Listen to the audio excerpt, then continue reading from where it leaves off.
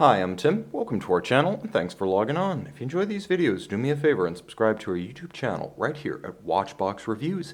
And if you like this watch, you can see it and purchase it on our website, thewatchbox.com. And today we're discussing the Grand Seiko Hi-Beat GMT SBGJ225 in stainless steel, a 40.5mm stainless steel polyhedron case characteristic of Grand Seiko.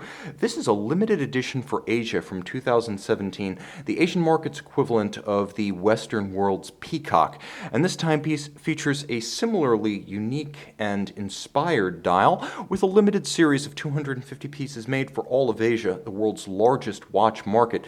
This is an exceptionally dilute limited edition. So let's talk about how this rarity, especially in the Western world, wears on my 16cm circumference wrist. Well, it's an easy watch to wear. 40.5mm in stainless steel. It sits easy because lug to lug it's a fairly short timepiece. The watch across the wrist measures 46.3mm if you were to wear it on a strap, but with the end links of the bracelet, which do project a bit, the watch has a more substantial 49.9, which I still consider within the 50mm or fewer that's vital for a smaller male wrist from 16.5 to 14cm circumference. It's neither a thick watch nor a thin watch at 14.6, but you can see the step of the case flank makes this one easy to wear underneath most cuffs. Maybe not a dress sleeve of a shirt, but definitely the cuff of a jacket. The watch has an inspiring heft to it. It is solidly built, all of stainless steel. It's nicely made with a bracelet to match, a good deal of hand finish about the case and the bracelet. You can see that the links are both satin and of polish, and there's a handsome transitional bevel along the flank of the lugs, or I should say of the links, perfectly aligned from link to link.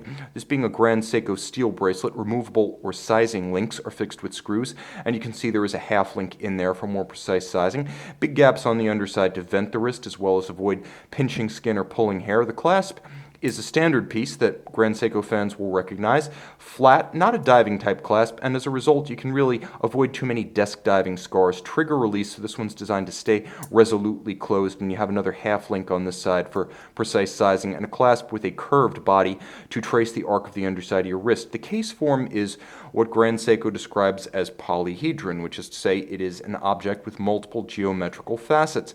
Inspired by the 1967 44 GS, the design has evolved over the years and acquired Grand Seiko's now signature tin plate polish, which they term Zaratsu.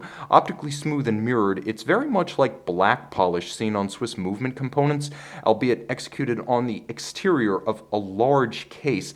It's impressive to see something artisanally crafted to this level on such an immense scale, and it's a feat for which the mainstream of Swiss horology, Rolex, Breitling, Tag Heuer, and Omega really have no answer. The watch does feature sharp facets and a masculine strength to its case form, and then a dial that's a little bit difficult to describe. It's known as the Kasuri dial, which relates to a type of Japanese weaving that appears from a distance to be a sort of mesh of color, and when you get closer and closer you begin to note the intricate patterns of both dial and weave, and I can't fully convey this dial to you other than to relate that it is an explosive metallic blue with an intricate pattern, again much like Japanese weaving, that is embossed onto the base. There's more life and detail to the style than I'm able to convey in the light box, so simply take my word, this one needs to be seen in person. Dial furniture, as with all Grand Seiko dials, is superb. You'll note that the indices are both satin and polished. They are faceted, hand applied, and all of the detailing as well as the detailing of the hands is done manually with diamond polishing tools.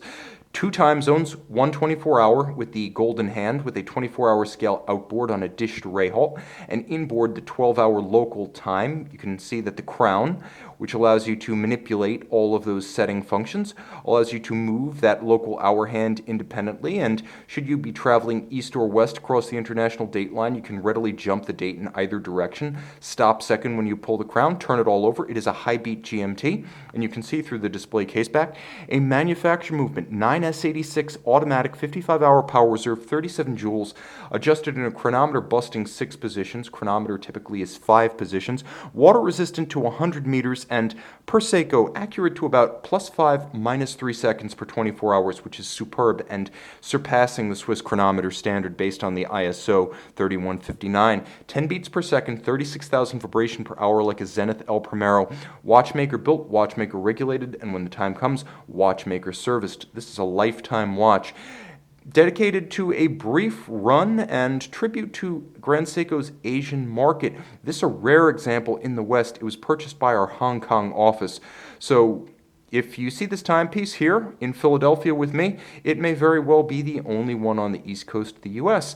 If you have a taste for something rare and exquisite, but with the universal Grand Seiko qualities of detail, character, and mechanical refinement, I've got the watch for you. One of 250 made SBGJ 225, the Grand Seiko Hi-Beat GMT Kasuri dial.